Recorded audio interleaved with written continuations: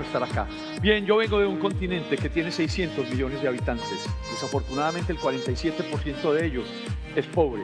Yo prefiero decirle que es humilde, porque es falta de oportunidades. Vengo de un país que montado en la mitad de los Andes es mitad Pacífico y ustedes dirán que la otra mitad es Caribe. Claro, no violento.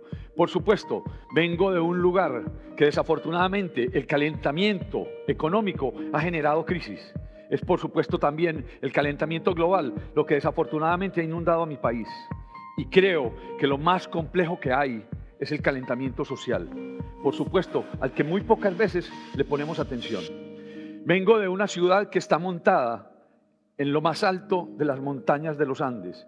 Vengo de una ciudad que se llama Medellín, que está a 1550 metros de altura en el río y llega hasta 2450 metros de altura, 1500 metros de altura, que fue bordeado de personas y en muy poco tiempo se coronó aquello que nosotros llamamos la pequeña taza de plata. Esta ciudad creció de esta manera. Les voy a mostrar cómo en 92 años pasó de tener 91.000 habitantes a tener hoy 2.600.000. La ciudad creció desbordadamente hasta lo más alto de las montañas. Y esto, todo ese cinturón desafortunadamente era gente que venía de la guerra. 70 años nos acompañan. Esto, por supuesto y desafortunadamente, pavimentó las montañas. Primero la parte planificada, posteriormente el narcotráfico. Casi 30 años de desafortunadamente, invadieron nuestro territorio. Y posteriormente, en la parte más alta, que ustedes están viendo arriba, las montañas crecieron y crecieron con la parte de la gente rural, que llegaba sin ningún control.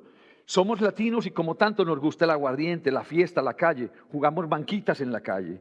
Y en esas calles muy faldudas perseguimos los balones. Los niños aprenden a montar en bicicleta de para abajo.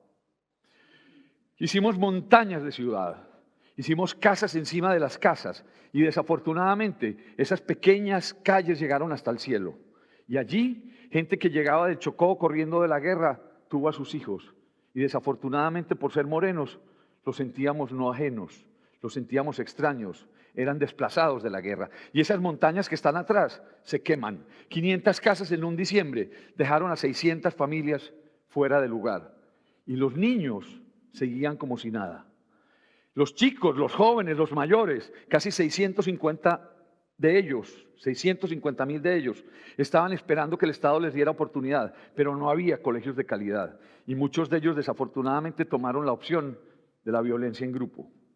Esto obviamente generó muchísimo temor y el Estado tuvo que racionalizar el agua en algunas partes.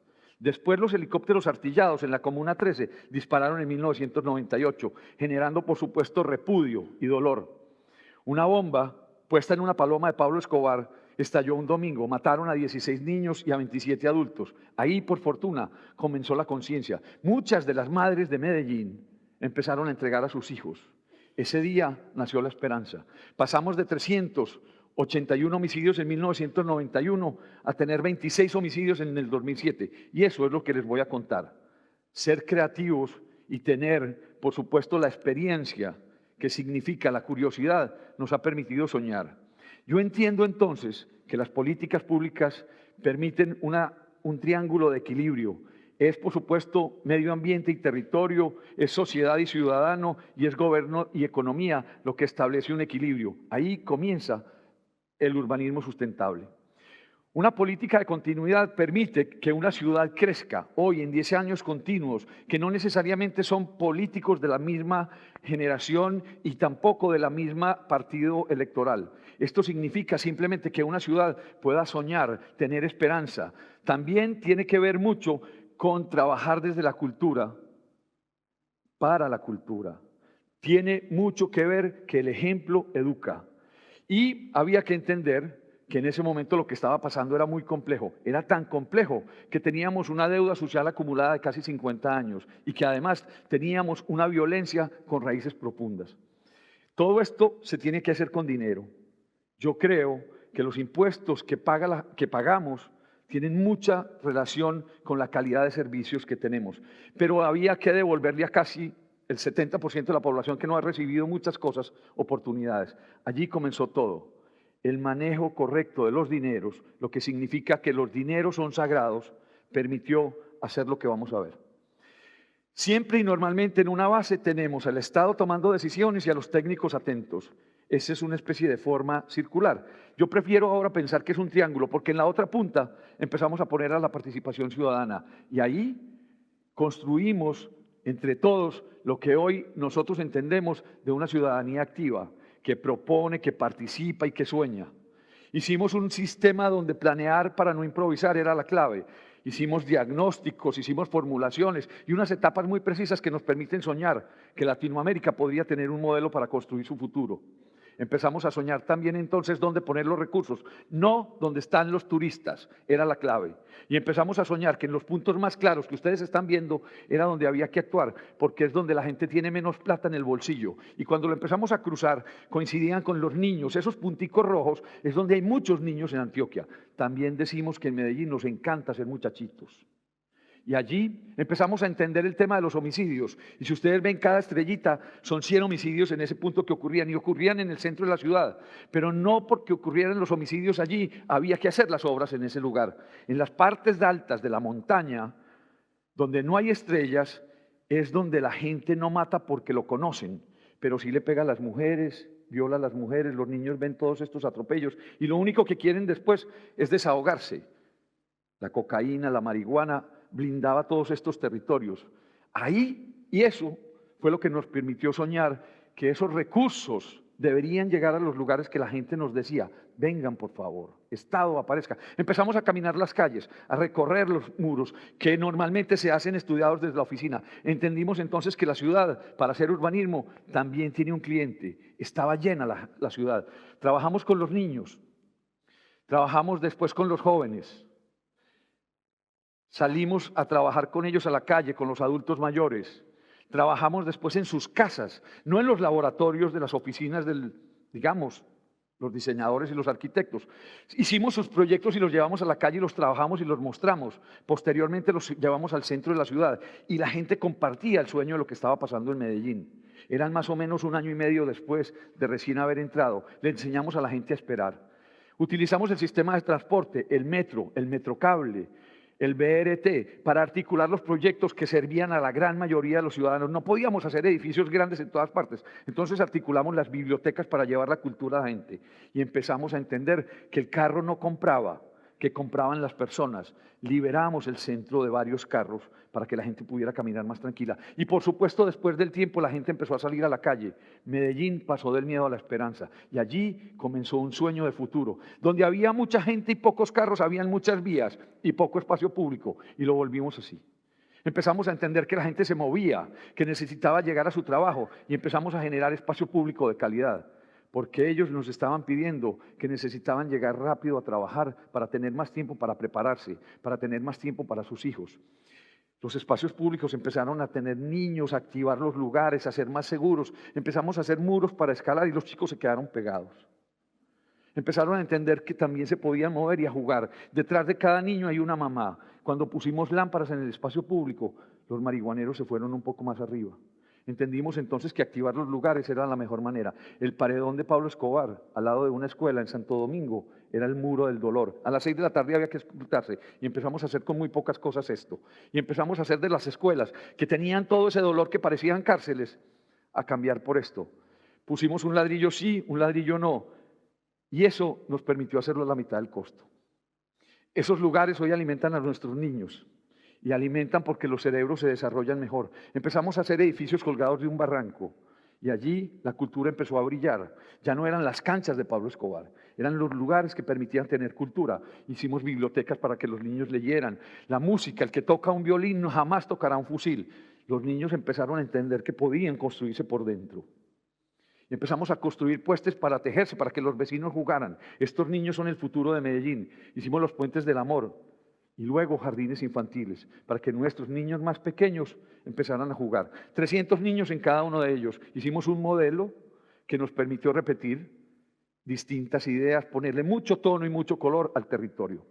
Hicimos uno de 300 niños pegado a un colegio y eso empezó a traer lo que nosotros llamamos plusvalía de corazón. La gente empezó a recuperar su espacio público y a construir la ciudad. Sacamos los carros y pusimos la gente a caminar. Estos lugares que eran donde jugaban mucho los chicos, empezamos a activarlos con muchas situaciones de participación que nos pidieron. Y eso empezó a pasar. El agua en nuestro clima, a 32 grados en la tarde, empieza a ser cultura en la noche. Soñamos entonces que desde esos lugares de donde se disparaba, que eran los lugares de la violencia, empezamos a pensar que se podían hacer miradores para mirar el valle y, por supuesto, para que nuestros niños no volvieran a repetir la historia de las bombas. Empezamos a construir entonces con ellos lugares donde las mujeres no se ensuciaran los zapatos y simplemente pusimos escaleras para que ya no hubiera más chisme. Las mujeres empezaron a valorarse, a respetarse. Y en un lugar que se llama la Comuna 3, en Independencias 1, que estaba muy conurbado, empezamos a abrir el espacio y liberamos lugares para esto, para hacer escaleras públicas. Porque las escaleras no están en los centros comerciales, las escaleras están en el lugar que le sirve a la gente. Empezamos a soñar que nuestros niños tenían derecho a la dignidad del espacio. Y además de esto, la seguridad llegó después de 50 años. Son estrategias no solamente para movernos, sino para sentirnos más seguros. Pensábamos en que la policía podía estar arriba, hicimos estos lugares para soñar. Con la comunidad participamos en la intención de ponerles color, que hubiera policía comunitaria, pero que además esos lugares fueran escenarios de cultura. Hay que cruzar los dineros del Estado. La cultura y la seguridad pueden construir un futuro mejor. Entendíamos que el agua negra que caía por las montañas llegaba hasta el fondo del río y esta era la forma en que vivían desafortunadamente muchos de nuestros ciudadanos. Creímos que la curiosidad nos podía llevar a mejorar. Empezamos a hacer vivienda en altura y a mejoramiento integral de barrio. Territorios que, por supuesto, 650.000 niños hoy disfrutan y se construye el futuro de nuestra ciudad. Entendimos entonces que el vehículo podía liberar y el espacio público construir. Y allí soñamos la manera de ir llegando a los espacios. Hoy creemos, por ejemplo, que ir al colegio tiene muchísimas otras alternativas. Sobre todo, entender que uno se educa en 21 años. Y al educarse en 21 años, tiene la oportunidad de que muy rápidamente Latinoamérica podría ser bastante mejor. Varias cosas podrían ser recomendadas, pero yo creo que la curiosidad nos permitiría entender que una ciudad con una mejor calidad de movilidad permitiría un tránsito mucho más liviano. La bicicleta es un gran ejemplo. Si tuviéramos un transporte público de calidad, permitiríamos dignificar ese tiempo de las personas que llegan de A a B. Y tendrían entonces también más tiempo para cualificarse, para ser una ciudad más competitiva y, por supuesto, para estar más tiempo con su familia. Deberíamos entender que el espacio público es una oportunidad para educar, porque todo lo que está debajo del sol educa. Hicimos entonces la alternativa de pensar que los usos deberían ser mixtos, porque también hay mucho riesgo cuando la ciudad está sectorizada. Aquí está una cosa, aquí está la otra, aquí está la otra. Las plantas bajas ponen los ojos en la calle y, por supuesto, la cuestión del automóvil, el que quiera andar solo, que pague un poco más. Pero muy importante, la participación ciudadana. Por último, entendiendo todo esto, comprendíamos en su momento entonces que para construir comunidad deberíamos de cambiar la idea y no seguir construyendo casas.